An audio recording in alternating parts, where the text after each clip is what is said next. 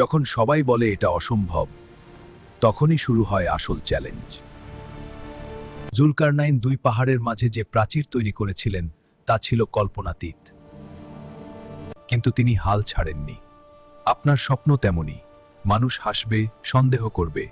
একা যা অসম্ভব, একসাথে তা সহজ। জুলকারনাইন যখন বললেন, তোমরা আমাকে সহায়তা করো, তখন সবাই এক হয়ে কাজ করেছিল। মনে রাখবেন, আপনার আশেপাশের মানুষগুলোই আপনার সবচেয়ে বড় সম্পদ। একসাথে চললে পথ ছোট হয়, লক্ষ্য কাছে আসে। জুলকারনাইন যখন সম্পদের বিনিময়ে প্রাচীর বানাতে অস্বীকার করলেন, তখন তিনি শিখিয়ে গেলেন আল্লাহের সন্তুষ্টি সবকিছুর ঊর্ধ্বে। জীবনে অনেক প্রলোভন আসবে, কিন্তু যে সঠিক পথে থাকে আল্লাহ তাকে সর্বোত্তম পুরস্কার দেন। টাকা দিয়ে সবকিছু কেনা যায় না।